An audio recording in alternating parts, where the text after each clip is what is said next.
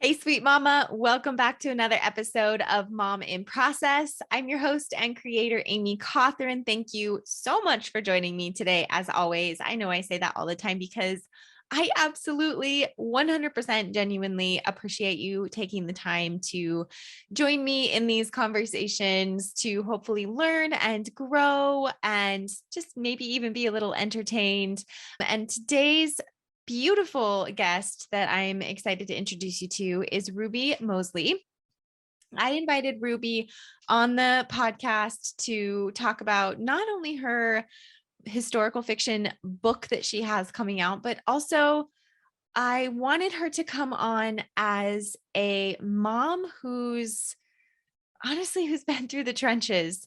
I wanted to have a discussion with her on mental health and depression and the struggles that she went through as a girl, as a teenager, as a young mom, and then the things that she's going through now actually as a grandmother.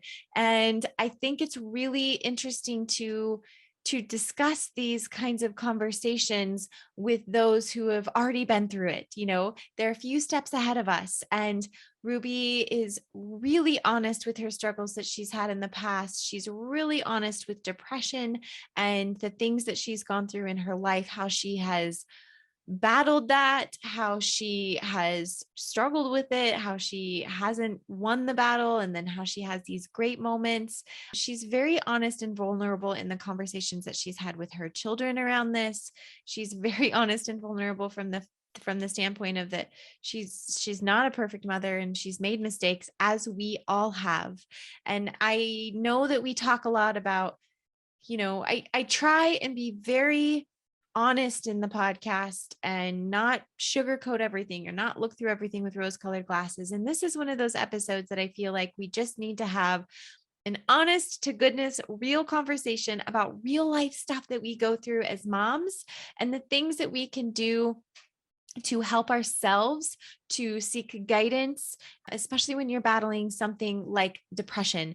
Ruby gives us some tips. She gives us some takeaways. She has given us some insight into things that has worked for her in the past. And then we also, like I said, discuss her historical fiction novel that is coming out. It's a series, and this one in particular, as with the other series that she'll have coming out, but it all ties back to her life in a sense. And she shares that in the podcast, how she intertwines real life with fiction, aspects of her characteristics and her personality with the various characters, and it creates this life lesson, if you will. There's so many takeaways for people who are struggling with depression, battling depression, that they can see in this story, in this novel that she has put together. So grab a cozy beverage. This is Ruby's first podcast episode, and I was very grateful to have her on to speak her truth and share her vulnerability.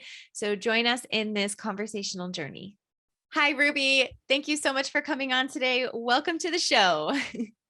Thank you, Amy. I'm really pleased and happy to be here. I'm beside myself.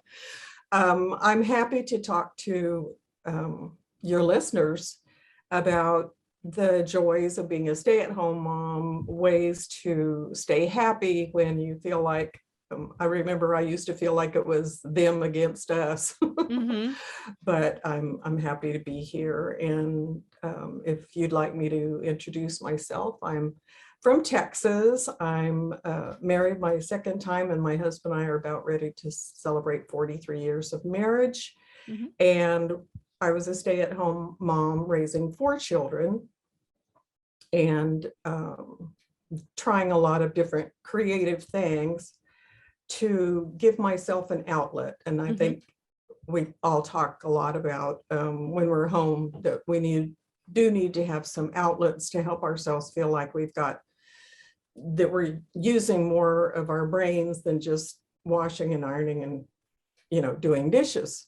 Right. And the day-to-day monotony of mom life. Yep. yeah. Yep. And we all have hobbies, and we all have things that really turn us on. And so, there's nothing wrong with that. And during my time with my children, I was going to school, and I was also, doing things like taking tennis lessons. And I had a hubby that was supportive enough that when I met a band that wanted a singer, I went out there and sang jazz with some of the best musicians in my hometown and had a great time. He came with me, and my kids bragged about me, and I wish I could still do it. Mm-hmm. But then I had a baby when the kids were teenagers, and my teenagers were just like grossed out, Yeah. like, well, mom's having a baby, what? And but then when I had the baby, they were crazy about it. And so he's my fifth child, and he lives here in the area. He's a motorcycle mechanic dude. And Mm-hmm. so then when I was raising him alone because the teenagers had gone off to college and to their own lives. I was raising him alone. He was like my only child. And then when Right. he was 15, we had the choice to take on the raising of my grandson. Mm-hmm.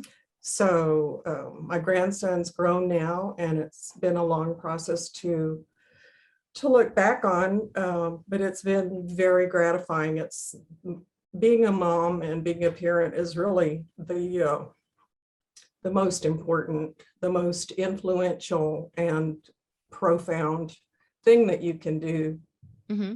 Yeah. Comes with Yeah. a lot of challenges, but Yeah. So 6. So you essentially raised 6 kiddos, mhm. which is amazing. And I wouldn't consider myself an expert on being a mother or, Mhm. things that I did. We made our mistakes. We made a lot of mistakes. And Mhm. especially with the first one, everybody will know that with the first one, it's, you're trying your wings. And Right. a lot of times our family of origin and what we've learned at home influences the way we parent. And sometimes that can be a really negative thing, or it can be a really positive thing. Mhm. For me, well, my husband was raised in a real uh, out in the country, and kind of a real traditional Southern.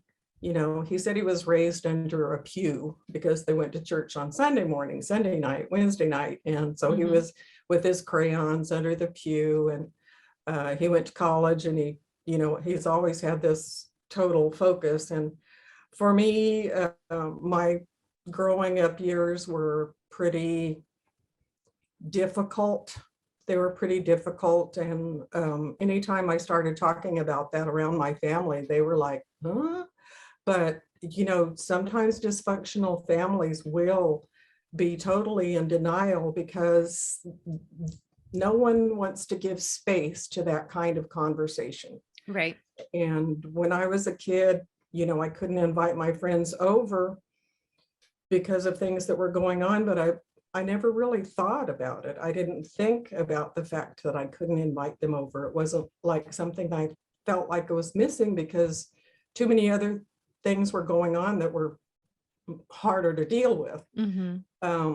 But those things can affect the way we become parents. And sometimes, I went to counseling, and I have gone to counseling for many years to deal with the alcoholism and the abuse. It wasn't necessarily physical abuse towards me, but I watched a lot of physical abuse between my mom and stepdad. And there were instances of other types of abuse sexually that I've gone to counseling for a long time about those things. And Mhm.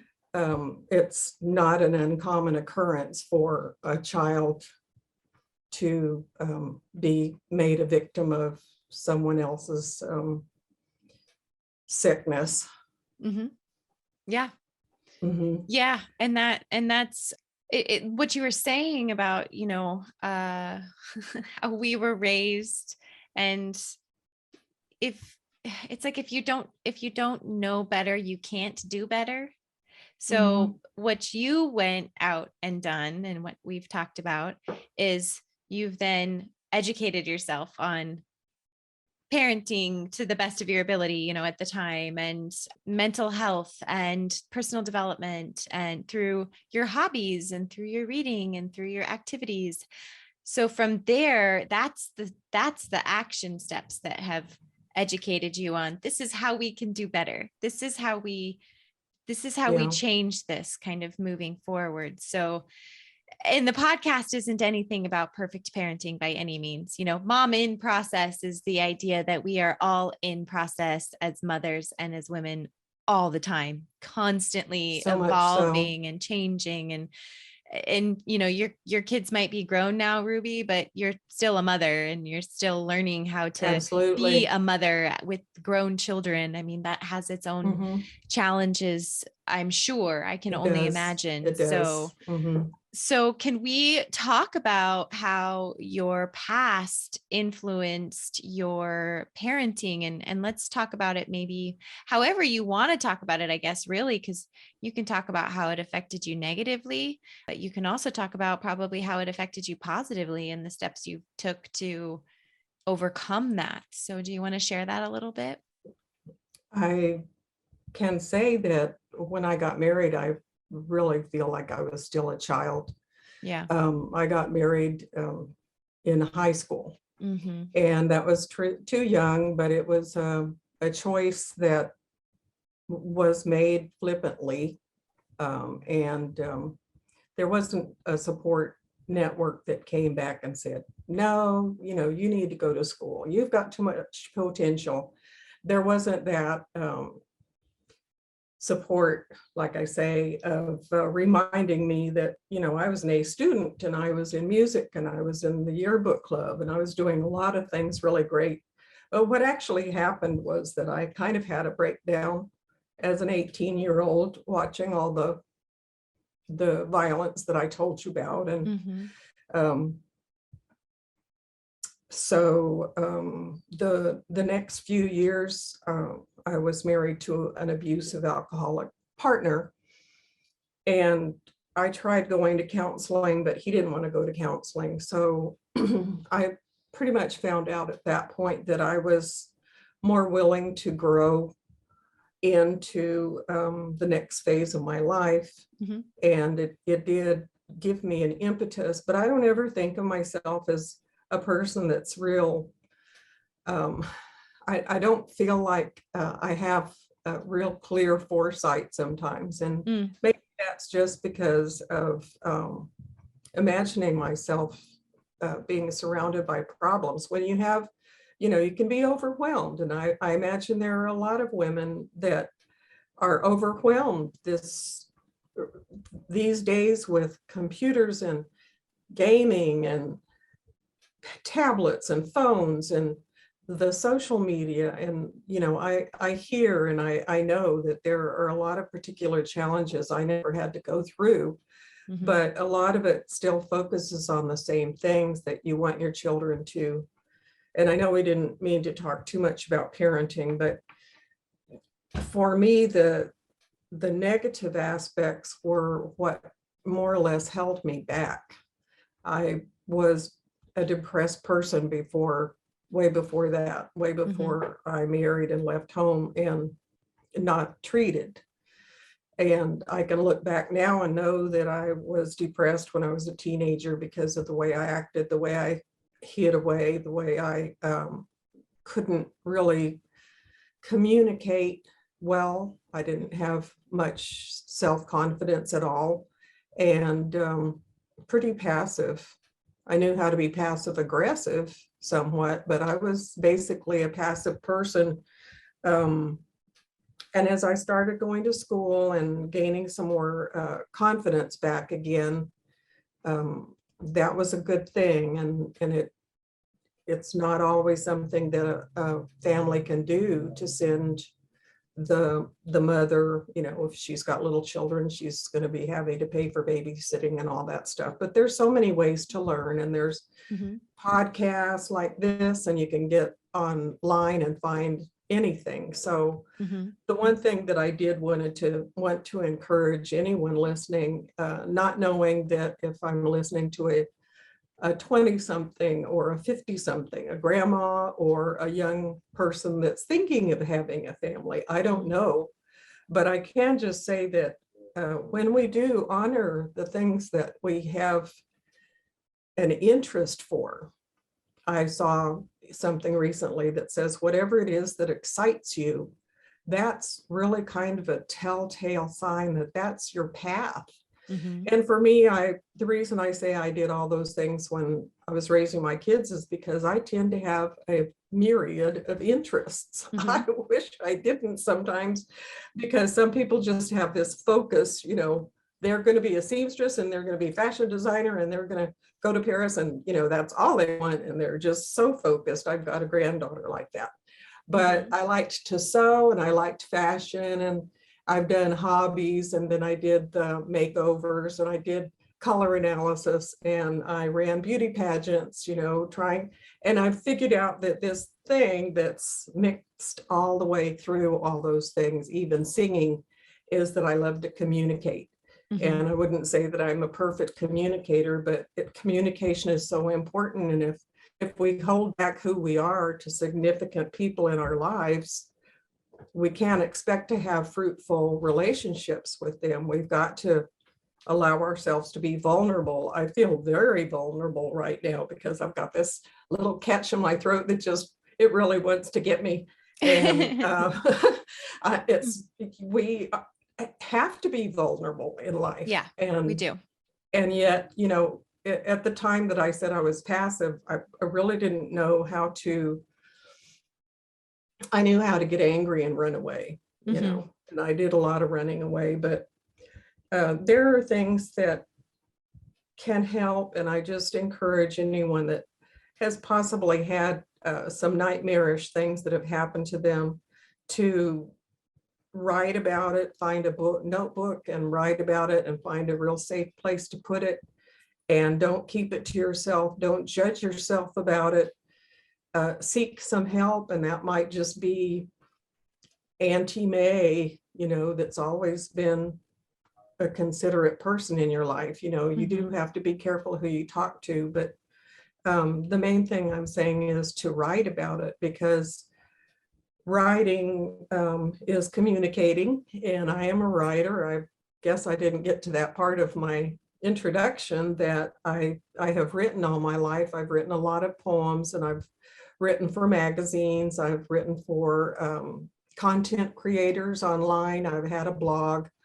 Mhm. And I've written a lot of stories, but I never thought that I could really stick to a project such as writing a book. But when I got started on this, I really was interested in finding out about my family. Mhm. And I had found out some things about my great grandparents, and it just got me to thinking. So, the communication thing, just to get back to it, is part of my drive to communicate. So I'm willing to be vulnerable and sit here, and I'm willing to put my book out, which is not going to be the world's greatest book, you know what I mean?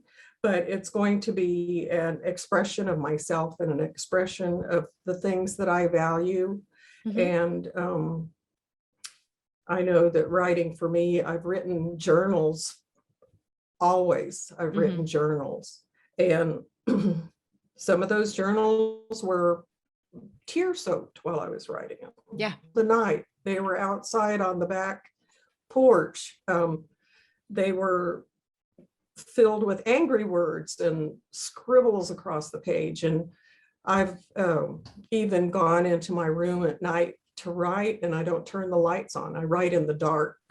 Mhm. And you don't get a whole lot of words on the same page that way, but But it you know gets it that out of your head. You take it out of your head and you put it on paper. And I would consider something like that, if it's in the dark and it doesn't even matter what it looks like, that's just what I call a brain dump, Mhm, where you have to get it absolutely. out. Otherwise, it's just staying in your brain, creating all these other toxic thoughts. I mean, or negative thoughts or confusing thoughts that seem to all get jumbled up and then jumbled around again. And so if Mhm, you can just get it out of there and put it on mhm. paper, And then, I mean, it's powerful. Mhm, Journaling, brain dumps, all of that. It's so mhm, powerful. And like you said, no judgment coming from it. It doesn't matter what it looks like. It doesn't matter what it sounds like. It doesn't matter what you say or how you say it. I mhm. mean, you could be a very conservative person and you have a paper filled up with F-bombs, but if Yeah, that's what you yeah, need to nobody's do, gonna judge no, you for it. nobody's going to judge you. Nobody ever has to see it. And if you need to, you tear it up and you throw it Mhm, away or you burn it or whatever kind mhm. of ritual you Well, need.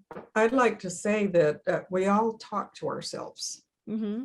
We all talk to ourselves. And when you start writing, you may hear all these negative thoughts that have bombarded you, but it makes you a little more aware when you see it on a piece of paper, Mm-hmm. that I'm not worth it, or I don't think I can handle this, or any kind of limiting thoughts. We might think those a lot and they may drive us into a mood, um, but sometimes seeing those words on paper will be a way of looking at it and saying, I really don't want to be this way.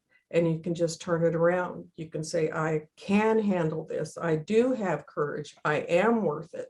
Mm-hmm. And that's how journaling has helped me so much. But I'm on a continuous healing path of Mm-hmm. depression. Mm-hmm. I'm still working on it. Mm-hmm. And I wanted to just take a few moments to talk about some broad areas. Depression is a very broad subject, and they know Mm-hmm. a lot about it now. But there are different types. There are symptoms that I could mention, causes that we might look at, Mm-hmm. and ways that we can understand what depression is about. Depression can sometimes be temporary from the loss of a loved one or the loss of a job or moving to a new location.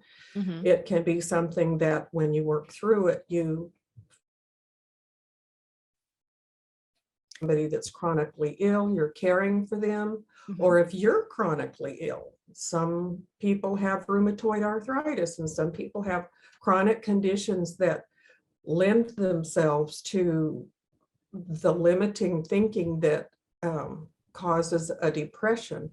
Depression is basically another word for hopelessness. And hopelessness is a pretty powerful word. Mm-hmm. We can learn hopelessness when we're abused or when we're not valued as a person, when we are told that we can't do things that we would like to do. Mm-hmm. Being without power sometimes is not a very healthy thing to experience. Mm-hmm. And if you find yourself feeling moody and you find yourself irritable, you withdraw, and I know I used to have anger outbursts. Then I would go and I'd withdraw and I'd cry about it and I'd come back and I'd apologize. And it seemed to be a never ending cycle until I realized that it was anger that needed to be faced. Mm-hmm. The anger needed to be let out, it needed to be validated, that something, when we're not always angry over nothing. And a lot of times we can misdirect our anger. So that's what I found myself doing with my children sometimes, was that I was misdirecting my anger towards them because I felt like their lives were so much easier than mine. Mm-hmm. But we can withdraw and we can have no energy. We can have no desire to get up and do something that makes ourselves happy because we're just stuck in a slump. Mm-hmm. That disinterest and that hopelessness, like it'll never make anything better, nothing's going to change. Those things are just basically core symptoms of depression. And it can also it can also manifest in sleep problems and Uh-huh. difficulty of concentrating, and just a slowed down type of the way we carry ourselves is Mm-hmm. slowed down.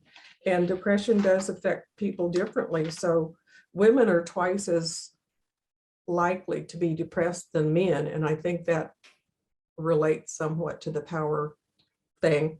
And 1 in 5 teens becomes depressed too. So sometimes also that you find the happiest people are depressed. And there was a Miss America just like 2 weeks ago Yeah, it who was took really her own sad. life. Yeah, it was really Very sad. sad, because even her mother said she was also always so cheerful. And people will do that sometimes because they want to overcompensate, because it is a feeling that I have experienced, that you don't want to bring somebody else down. And Mhm. there's this feeling like, oh, they just think I'm feeling sorry for myself.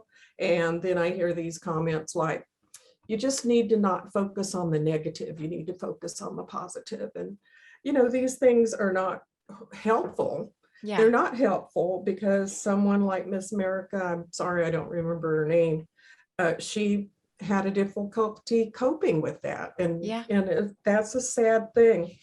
Yeah. There I is such a thing as postpartum depression, yeah. because I was talking about the temporary kinds, and it's Yeah. really natural for new moms to get postpartum depression. Mhm. And so, that's something that is not a shame to admit. Yeah. And Ruby, as you were listing off all of those, every single one of those I have heard, or in a combination of, many women talking about, many moms talking about. And in relation to the full-time mother, the stay-at-home mom, if depression is considered hopelessness, if those two words are the same, I can absolutely see how that plays into effect of the full-time, the stay-at-home mom, because you start to feel like your life is hopeless. Like you as an individual is lost. You're gone. There is no more Amy. Amy is now just wife. Somebody's mom, Amy is now somebody's just wife. mom. Yeah. Mhm. But where is my essence able to express itself when, from the crack of dawn to the time they go to bed and all through the night, a lot of times, if you're a nursing Yeah, mom, especially, you are 24 on hours. call. Mhm. Yeah. So where is that time for your essence and your internal core, your being, when is that supposed to come out? So I can definitely see how that Mhm. plays directly into motherhood. And I mean, I'll be really honest, I think there was a lot of months, and I think it kind of comes in ebbs and flows with me as well, where there's bouts of that. Mhm. And I feel like definitely within the last 5 years, I would say 4 or 5 years, 4 years probably, I've really got a handle of that. And I'm really confident in where we are. And I've been able to express myself. And so for that, I've been able to, I don't want to say overcome that, but face that maybe. But when Mhm. I look back and I do my journaling, I did a podcast episode. Oh, it's been a while now. And anybody that listens to the podcast will know exactly which one it is, but I just freaking bawled. I was in the bathtub and I was writing, and I was just reflecting on what is it that stay-at-home moms need from me? Like, what do they need from me? And it was, I wanted them to understand that I'm not here giving a podcast talking about how everything is all hunky dory, like I want them to know what I was going through, what was going on in my head, and like the shitty parts of my life that I was struggling with, that I didn't have help with. And I wrote it down in the bathtub, and I was sobbing. I mean, I was just sobbing. And then I thought I was done. And then, I pulled it out again, and I kept writing, and I just kept crying. And then I was like, well, I have to put this in a podcast episode so that people know, but I'm not going to cry. I'm not going to cry. And then I was just like sobbing in this episode. Yeah. And I had tried so many times to record what I wrote, because I just read what I wrote. And I don't do Mhm. that usually, but I just read what was in my journal. But I think it's really powerful for people to know that it's normal, like it's okay. And that Mhm. there's It is there's things we okay. can do, and there's Mhm. help out there. So You know, Go ahead, Ruby. Yeah, go ahead. Genetics can play a large part in this. Mm-hmm. That if your mother and father, one of them had any kind of anxiety or a mental health issue, that, before these things weren't looked at too much. And now we're understanding that my mother had anxiety, but she started thinking she was going to die. Mm-hmm. She called the ambulance. She flipped out a lot of times because the anxiety turns to panic disorder, and then she had panic attacks. Mm-hmm. And that doesn't always happen to everybody, but depression can also come from not being able to grieve for something you feel like you've lost. Mm-hmm. And for me, that was a childhood. That was a successful graduation from high school. That was, going off with my friends to college.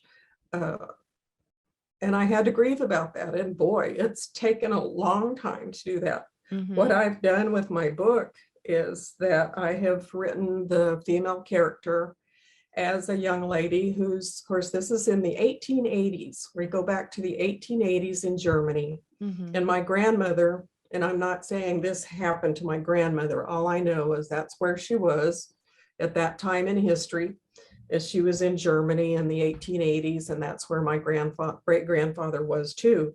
Mm-hmm. And so it's historical fiction that I'm writing because I'm able to give these characters the qualities that I decide on. And I just felt like this girl needed to have, because in the 1880s, young women did not finish school. They were not encouraged to go to college because actually in Germany in the 1880s, they could not go to college. It Mm-hmm. wasn't a social thing. They just couldn't enroll. And my main character, Maria, becomes very upset because her father won't let her stay in school. He wants her to come home and help her mother work.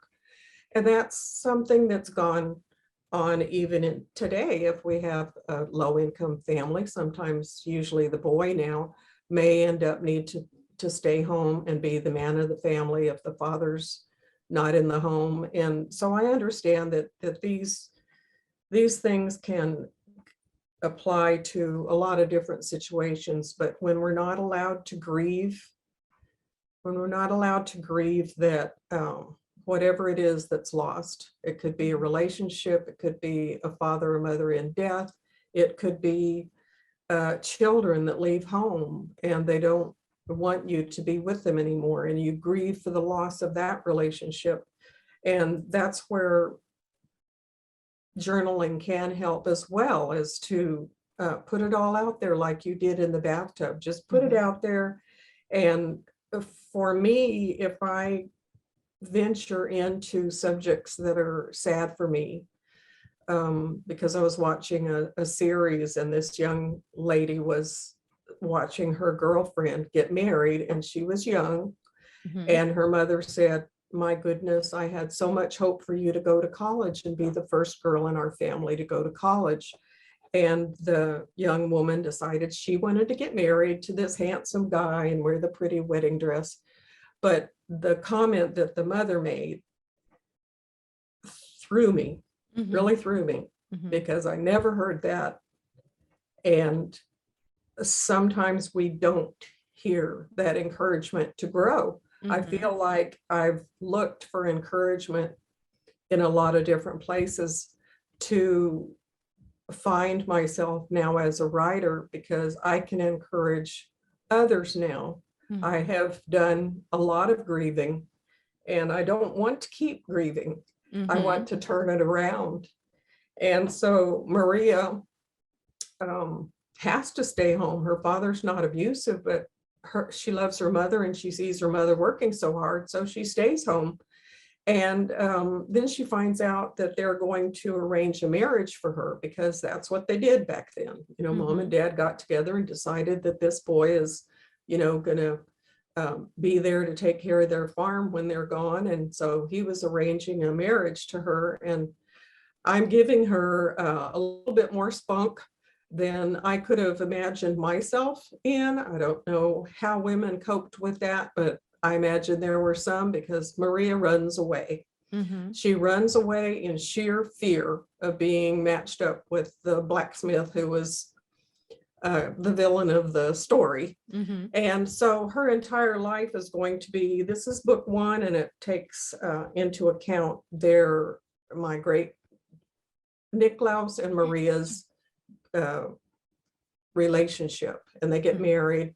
And then at the end of the book, they're going to meet her mother and father, and she's been dealing with her emotions on how can she see her mother, who she loves so much, and realizes that her mother couldn't help her because her mother was soft and demure and a woman like women were in those times.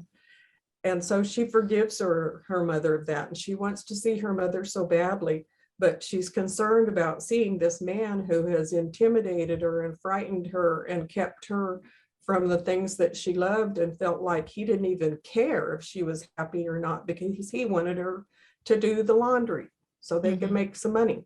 Mm-hmm. So the essence of this is that she decides that she's thought through it a lot, and she's talked to Niklaus. Now, Niklaus is a character that I based on another part of me, because there is a pretty positive person inside of me, and I love it when it comes out, and I try not to be phony if it's not there. Mm-hmm. But Niklaus is the encourager, and he's happy-go-lucky, and he's traveling around Germany as a journeyman carpenter. Mm-hmm. And when he meets Maria, they're pretty much opposites. But he sees that Maria, he sees a way that his life and her life interlock. Mm-hmm. He's the encourager, and he offers to help her and support her in things that she wants to do. And he listens to her and validates things. That's something I wanted to mention, is if you're a friend or a mate, or you're taking care of an elderly person. Well, I won't throw in the elderly person part because that involves some other things. But if you're a friend of a person who seems to have some issues, that is not totally willing to let out everything that they feel, they need to be validated. Mm-hmm. And by that, I mean that I would say, I'm so angry, but I shouldn't be angry. Well, what does that do? That's Right. heaping shame and guilt onto me because I'm feeling badly for being angry. Right. But if someone says, look, you have feelings, your feelings are a guide. God didn't give us feelings for us to push them aside all the time. Mm-hmm. And so if someone else says, just feel what you're feeling, perhaps there's a good reason you're angry, or perhaps there's a good reason that you're sad. Perhaps you need to talk about this, and be open, and just open and neutral to them. I hated it when people would say, well, we need to pray about this. Well, I mean, I'm good about praying. I love to pray, and I prayed before I ever sat down in front of this computer tonight. But there was this idea that I needed to be healed, and a lot of people do get healing. I don't mean to go into that, but there wasn't a validation. Right. It was like, you need to look at the positive side, and you need to think about how blessed you are. And that doesn't help. Right. So sometimes we can be depressed also because we're actually in a relationship that's super not good for us. Right. And if that happens, well, I don't advocate just making on the spot changes in your life to try to overcome something like depression. But I do have the goal tonight of just saying to be aware of the people that you're around. And sometimes we have to limit our time with friends. That I'm limiting time with my best friend, that she's been my best friend for 25 years, because I've noticed her throwing things up to me about the past, what I've said or what I've done. And, then it can be something funny that she's like, oh, it doesn't really matter. I love you anyway. But at the same time, I walk away from that conversation thinking, well, why was I like that? So Right. It just I'm hurts too. And you it's have just to you have to take unnecessary. care. You Yeah. have to take care of yourself and be Yeah. your own best cheerleader. And Yep. I know that that sounds really trite to say be your own best cheerleader, but I'm I'm anxious to be here and tell you guys about my book, because I do feel like it has some instructions in it, in a way of how a depressed person finds support from her friends. She finds support from Nick Laus.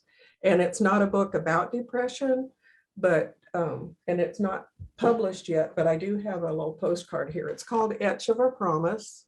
Mhm. Because he's a carpenter and they meet on a bench, and they have a lot of it's rural scenes, and he lives in his shed, and I just love it. They're in Cologne, Germany, and I'm really happy to have this get to the point where it's going to be published soon.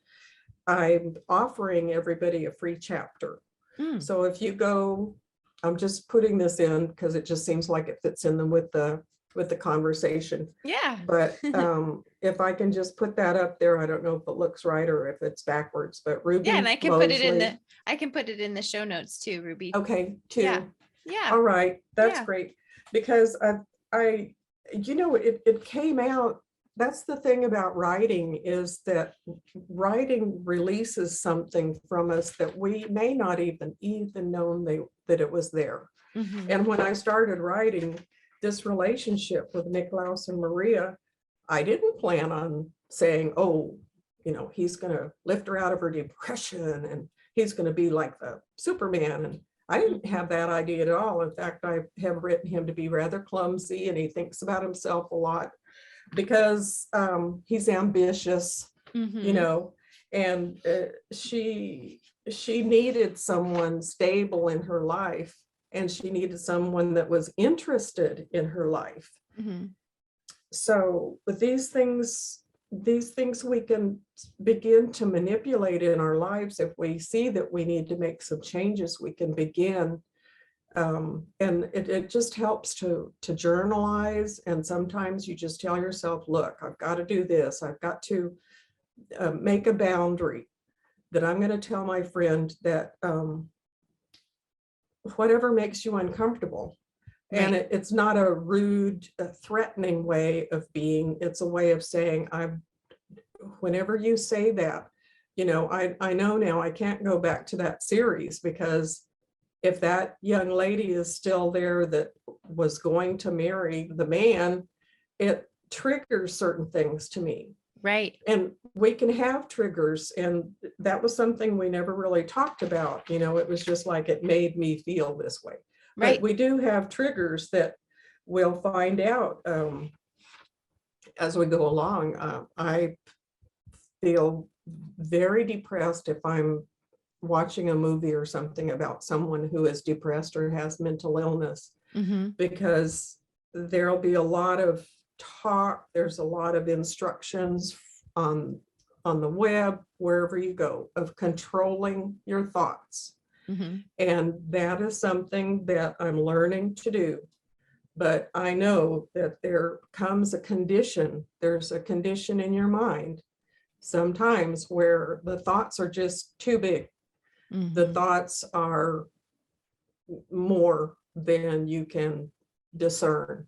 And that's when you need to talk to somebody. You need to find a counselor. There's a lot of ways you can get counseling for free. There's support groups. I've gone to some support groups, and that helped me. I found a friend in a support group, and she was all scrunched up in the chair. She had her legs up in the chair at the support group, and she was just Mm. hugging herself, and she just was, but she was all scrunched up in the chair. Mm. And she felt like she was there to recover from divorce. Mm. And I said, do you ever have nightmares? From then on, she said, what are you talking about? Mhm. Yes, I have nightmares. What am I going to do about it? what was happening was she was just so angry. She was holding herself back because she was just angry about everything. And she did have a lot of injustice happen to her, through the divorce and through the Mm-hmm. parents and the way people put you down, and, the way even well-meaning people can say, well, that's not God's plan and things like that. Yeah. So she had to stop and say, okay, there's something else making me angry. Mm-hmm. There's something much deeper. And she found that, and she and I have been long time friends, because you have to have someone to talk to, Mm-hmm. even if it's yourself. And Yeah. that's what you're doing when I wrote a letter to myself the other night. You can write a letter to your child, to the person you were when you're a child, and say, if I could have been there, I would have taken care of you. Mm-hmm. If I could have known, I would have made better choices, things like that. And Mm-hmm. forgive ourselves. Boy, that's another big thing, Yeah. because if we're that's a big key to me, is if I can't be happy about the lessons I've had to learn by making mistakes, Mm-hmm. then it's not good. Right. Everybody makes mistakes. Yeah. Yes, everybody does. And especially as mothers, I think we just hold on to those. We hold on to those mistakes because it affects more than just us, and we feel like Right. we're breaking our children and we're going to ruin them. And so we hold on to those instead of letting those go. And it's hard. It's hard. So what steps did you take in your life, Ruby, as you were a mother of younger children and going through life? What steps have you taken I mean, you talked about therapy and you talked about your hobbies, but what other things have you done, and maybe some things that the listeners can do if they feel like they're battling something like this, or that if they feel like they're going through it too, in some of those dark moments when you're a mom, what do you turn to? Because I'm with you, I think prayer is good. And if people don't believe in prayer, meditation, there's other things that you can do, but sometimes that's not enough. Sometimes praying about it isn't enough. And then 9 times out of 10, it is really tough to talk to people and find people that are actually going to listen and Mhm. validate your feelings in a way that allows you to heal, that doesn't keep you stuck or keep you, you know, in that same state of mind. I'm hearing you, because it's not going to happen overnight. Yeah. Yeah. When I had a best friend, when I was going to support groups, like I said, what happened was I went to a conference, a women's conference at church, and this lady was passing out a sheet of paper that had the symptoms and how they present themselves in a life when you're depressed and Mm-hmm. when you've been sexually abused, not depressed, because depression was a symptom of when you're sexually abused. But from there, we did support groups, as I mentioned before. And at one point, I even went to my doctor after I'd had my fifth son. We lived in this really nice large house, because we had 4 teenagers and a baby. So we had a 5-bedroom house, and it was a large house. It was a tri-level. So you had to go downstairs to get to 3 bedrooms and upstairs to get to 2 bedrooms. Mm-hmm. And I told my doctor, I just said, man, I just don't feel like I have the energy to do this. I've got all this stuff to do. And he said, you're depressed. And it just hit me like cold water in my face. I was like, what? But that doctor was also willing to prescribe medications for me. Now, I wanted to say something specific about medications, because not everybody with depression has to take a medication. Mm-hmm. And it's something that the individual needs to decide, because I've taken a lot of flack for taking medication. I've even taken a lot of my own flack for how come I couldn't get over depression like this gal. Right. I read about this gal that increased her vitamin intake and she exercised every day and she danced and she listened to positive music. And I was like, man, that sounds so easy. But, for me, I really needed to function. Right. You've got to function as a mom. And if it means that, if it meant for me that I needed to take some medication so that I could be able to be there for my kids. I have had times where my kids have seen me weakened by depression and crying and just, laid flat. Mm-hmm. But for the most part, I've tried to keep myself healthy. And being healthy is not just about the body. Right. It's about the mind. And Right. we have to strive for that peace. If we can be at peace with each other, and that includes our children. Because for me, I think that my children started like taunting me and teasing me like my friends did, because it would go okay for a while, but as I left and I withdrew, it hurt me. And I thought, well, they're not trying to hurt my feelings. But I'm just saying that to say that we need to attempt to have a clear mind.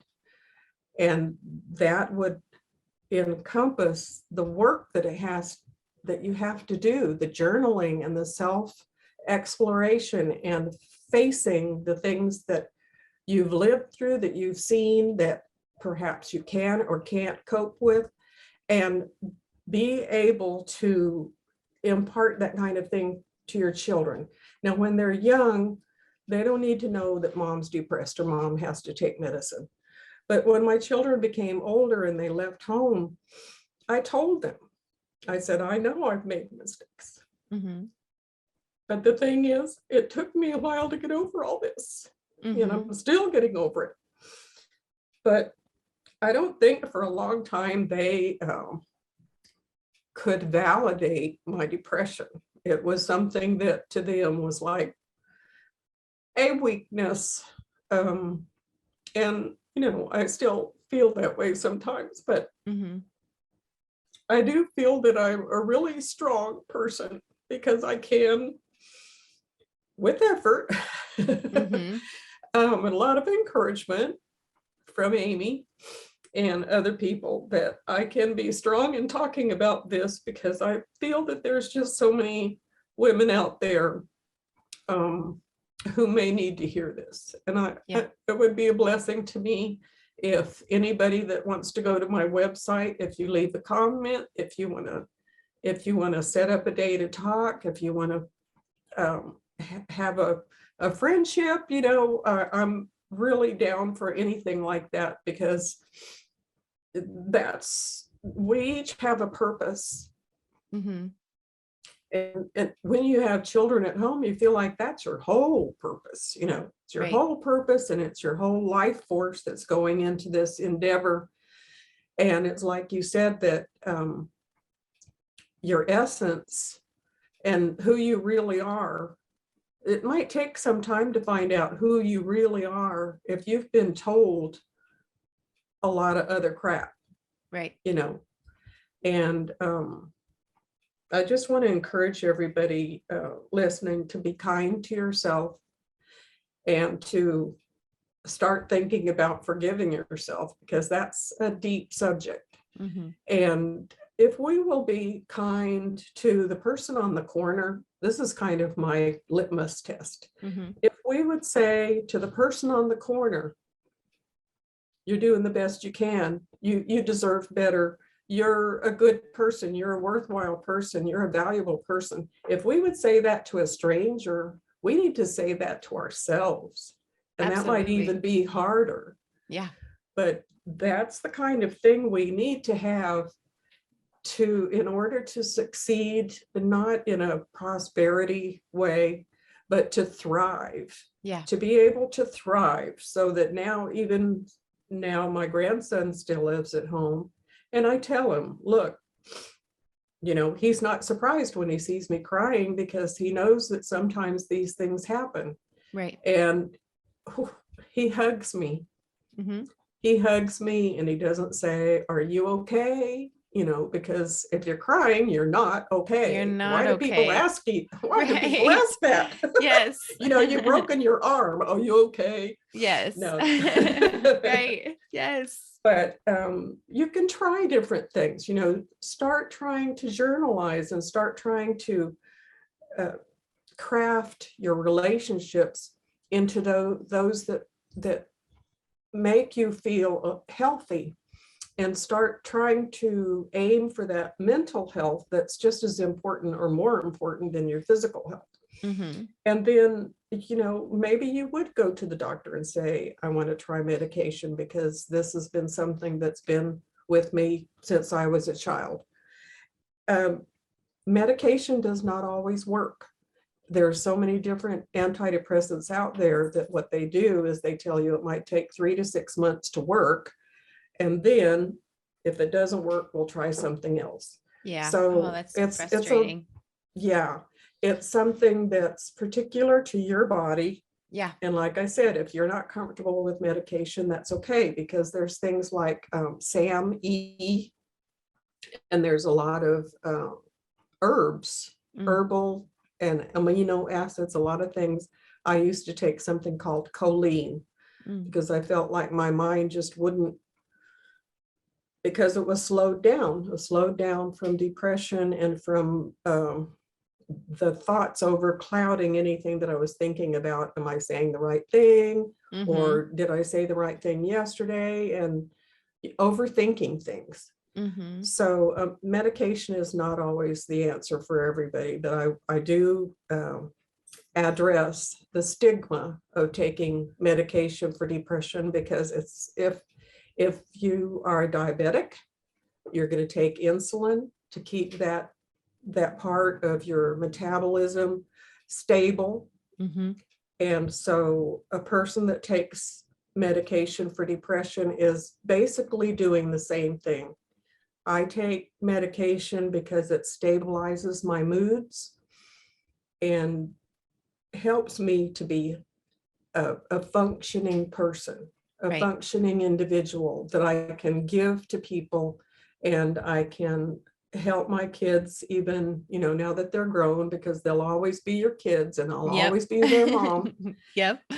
Have good relationships with them. And I'll tell you one other thing that I meant to say is, in dealing with all this as a mom, when my children became adults, I talked to them and I said, I know, I know I did this, and I'm sorry I did that. And I wish I hadn't said that. And I wish when this happened that I, you know, that we had all been a happier family or whatever. And I Mhm. tried to reconcile with each one of them Mhm. of, and you know, they were always gracious. I have amazing kids, and fortunately none of my kids have depression. Mhm.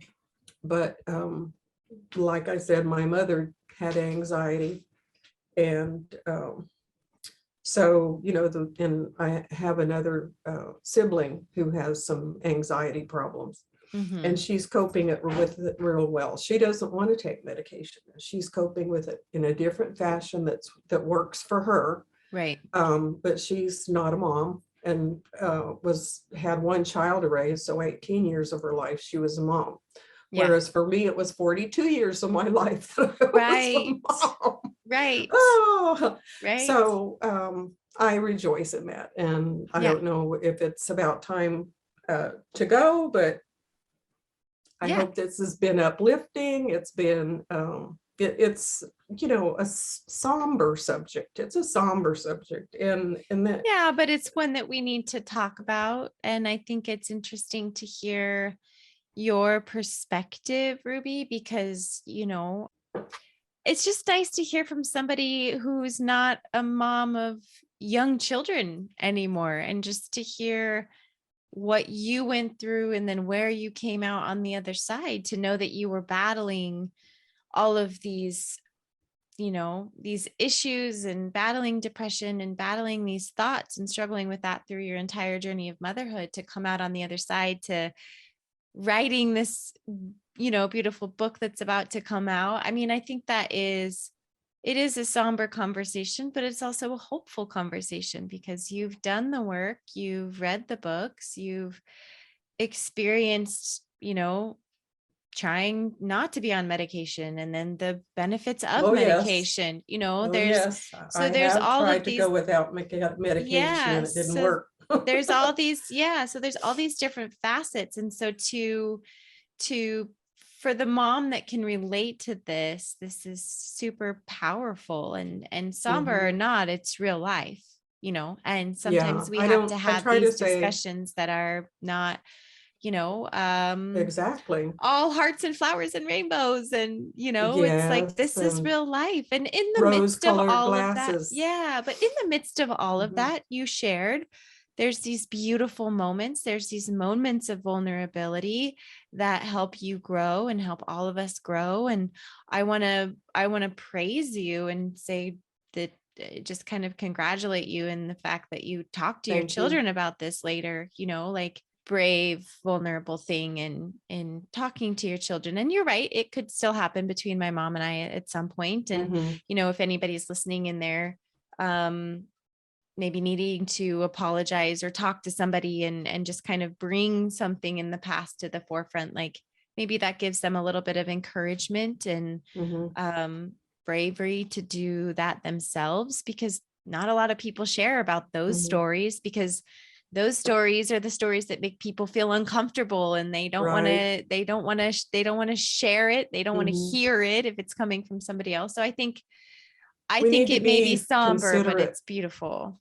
Yeah, I Yeah. appreciate you saying that. And Mhm. I'm thankful for you to open your platform here for me to be able to talk about it. We have to be sensitive when we want to talk to people about this too, Yeah. because some people may feel defensive.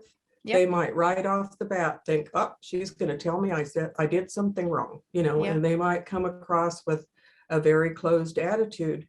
And those things, that's why if you write it in your book, Mhm. you can say oh, this might not have happened the way I would have liked it to happen, Right. and why, and try to look at their point of view and their level of growth, their level of being able to accept their mistakes. Mhm. And sometimes, if we have abusers, it is a good thing at times to confront them, Mhm. but that is a tricky thing to do. And Yeah. it's not recommended at first, because what we need to do more than anything else is take care of ourselves. Yeah. If there's someone out there who made wrong choices, who took advantage, who drank too much and did stupid things, hurtful things, they're not us. Mhm. We have to take care of us first. And that may be kind of a foreign idea. I remember when it seemed so odd to be so selfish to talk about these things. It was so selfish for me to talk and take this time to talk about, my needs or my problems. And it isn't selfish unless you're doing it all the time. If my Right. kids or my friends heard this all the time, um, I'd be bored with myself too. We have to aim for a place that's going forward. Yeah. We my mother used to say, don't dwell in the past. And, you know, conversely, the past can be seen as lessons that we can learn. Mhm. And it's not dwelling in the past, it's allowing the past, allowing ourselves to see it as it really was, Mhm. and then using that to improve ourselves or to not make those mistakes. Or golly, gosh darn it, if you make the mistakes that were happening in the past, well, you still can go forward, Mm-hmm. because we never know how many days we have on this earth. Right. But at the time that we're thinking, at the present, I have a chance to take what happened in the past and make it for good for someone else and for me.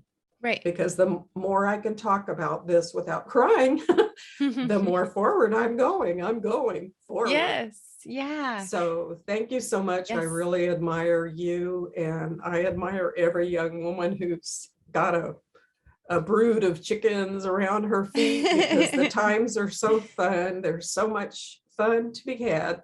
Mm-hmm. And, you can get through it. Don't forget that God's on your side, and you'll be able to find one person in your life that's supportive. Mm-hmm. You might have to be careful around the ones that aren't, Yeah. but be sure you be your own friend. Be Mm-hmm. kind to yourself and forgiving to yourself. That's a good step to start at. And Yeah. I wonder if any of your listeners reach out to you sometimes.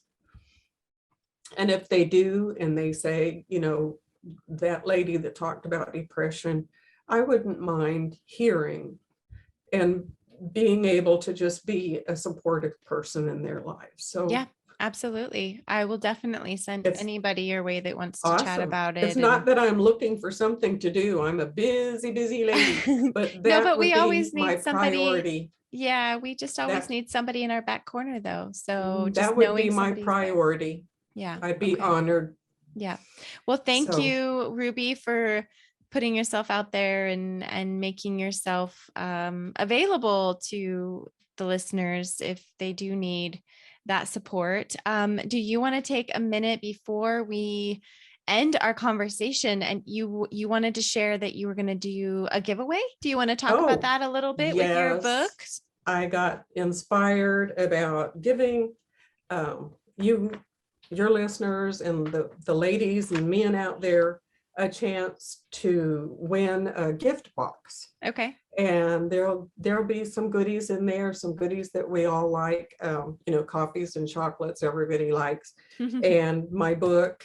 And I've got lots of little goodies sitting around the house. I keep a collection of gift items, so Fun. Okay. it'll be about a $40, $50 value, and I think it's worth the time if you would sign up for my newsletter or go to my website and sign up for the first chapter, because you might read the first chapter and say, nah, I don't read historical fiction. Mm-hmm. But I'm hoping that you like it, and I bet there are some historical fiction lovers out there.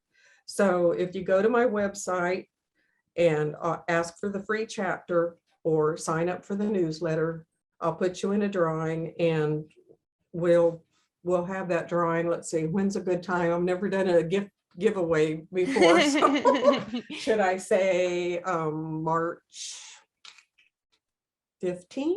Okay. All right. Well, we'll put all of that in the show notes, Ruby. And thank you so much for coming on today. This was very valuable Thank for the you. Thank listeners. you. And I wish you the best of luck as your book comes out this spring. Do you have a release date? Let me I do ask you not. that. I do Okay. not. I'm Okay. working with a publisher. I'm like working with a hybrid publisher. Okay. So it's up to them when they set the date, but the book Okay. is finished. I'm ready to start my cover design. I'm Great. already working on book 2 when they go to Chicago, and Yeah. we talk about Maria learning about women's rights and voting. And she has her little daughter, Elizabeth, who she's going to be teaching her a lot of things that we talked about today. Cool. That's really exciting. Okay. So we'll keep an eye out. Let us know when the book Okay. is released. I'd love to. And I wish you the best of luck with the Thank launch. you. And Thank you. we I will. will get in touch with you about the launch. I Okay. certainly will. Yeah, that sounds great. Well, Yeah. thank you again, Ruby. And we'll talk to you soon. Okay. Okay. All right. Bye. Bye. Hey, sweet mama. Thanks so much for joining me in today's conversational journey with Ruby. If you found value in this episode today, Please, please, please don't forget to share it. It really helps us when you share the podcast episodes.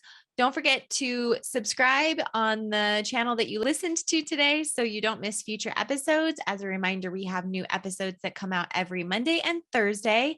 If you enjoyed this conversation with Ruby, I put all of her contact information in the show notes below. So please don't hesitate to reach out to her. If you have any questions about any of the topics and the discussions that we had today, please, again, don't hesitate to reach out to her. Again, thank you so much for taking time out of your very busy day, sweet mama. You are amazing. You're doing incredible things in this world. I can't thank you enough for being part of this community because it warms my heart to know that there are so many of us like-minded women out there wanting to better our lives, be the best selves we can possibly be in order to raise the future generation. So thank you again so much for listening today. I look forward to talking to you all again very soon.